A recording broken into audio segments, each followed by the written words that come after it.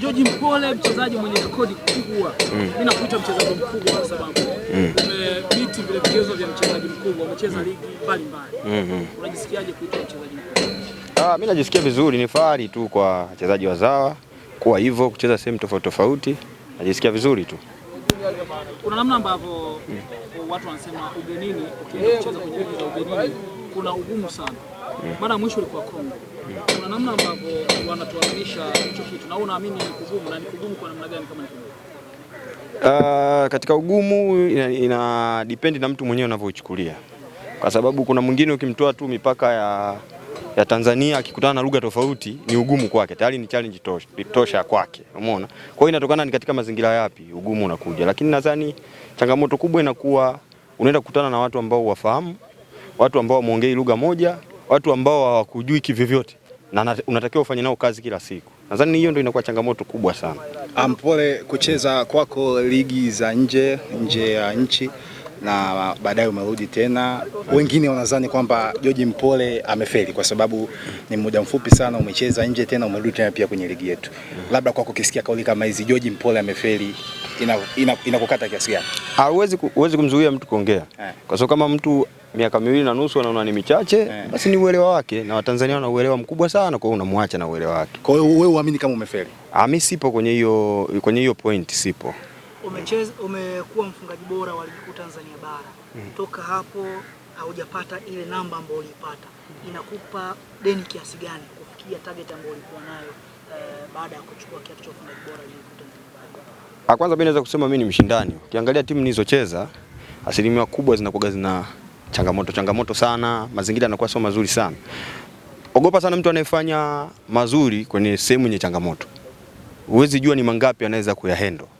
Kwa hiyo mimi kwa upande wangu nina ukomavu katika hilo. Kwa hiyo siwezi kusema eti naweza kusema labda ile namba niliyokuwa nayo hapo awali siwezi kuifanya sasa hizi. Nilishaifanya katika mazingira mabaya zaidi. Ndashindwaje leo? Kikubwa ni kumuomba Mwenyezi Mungu tu wazima. Kuna rejects nyingi ambazo umekutana nazo kama mchezaji, lakini ukaaminiwa, ukasajiliwa kwenye kosi cha Itagoda ambacho kikupa nafasi.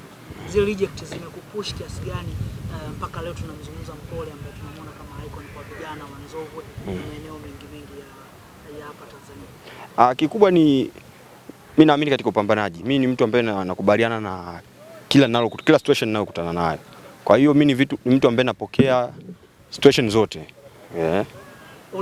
Kuanzia Tanzania ulianzia Zambia kama kugumu ziko vizuri. Ukarejea. Kuna ugumu gani wa kuaminika kwa wachezaji wazao kuja kupata nafasi moja kwa moja kwenye ligi ya Tanzania? Maana ulianza kutoka nje ukarudi ndani. Mimi sioni ugumu kwa sababu nadhani ni nafasi. Ukiwa una kitu tofauti, kitu special, nafasi ikija utajaribu kuonesha kile kitu ambacho uko nacho. Tanzania Prison imekuamini, imeona unafaa kuitoa kule ambako haiko vizuri kwenye msimamo wa ligi, na wewe umekubaliana nao kwamba unaweza kufanya kitu pale Prison. Waahidi mashabiki ambao wanakutumaini sana kwa yale makubwa ambayo umekwisha kufanya. Kwanza mimi naweza kusema mimi nawaamini wao Tanzania Prison kabla wao hawajaniamini mimi. Kwa hiyo kikubwa mashabiki kuipa support team, kuombeana tu uzima, mapambano yawe mazuri upande wetu. George Mpole nikirejea kwenye historia, baada ya kuchukua kiatu cha ufungaji bora, ilionekana timu kubwa zilihitaji sana, timu kongwe sio kubwa, timu kongwe zilihitaji sana saini yako. Ulichukua maamuzi nini ambacho kikudrive kwenye kufanya maamuzi kuzikataa timu kubwa na kwenda kwenye timu ambayo uliamini kwamba ingekusaidia wewe kutimiza malengo yako? Kikubwa naweza kusema kutoenda kwenye hizo vilabu vikubwa ilikuwa ni nafasi tujaribu kuangalia sehemu ambayo ni sahihi zaidi. Kwa sababu malengo yetu yalikuwa kucheza mashindano makubwa ili tuendelee kuachieve more zaidi ya pale. Tuliangalia sehemu hizo tungeenda kwa wakati huo na watu waliokuwepo, je, tungeweza kuachieve zaidi ya pale? Ndio maana tulifanya machaguo. Kwa hiyo yote yalikuwa ni sahihi. Umeona, kwa kila kitu kilikuwa kiko sawa. Kinachowafanya wachezaji wengi wa Kitanzania kushindwa kushine nje ya mipaka ya Tanzania huwa ni nini?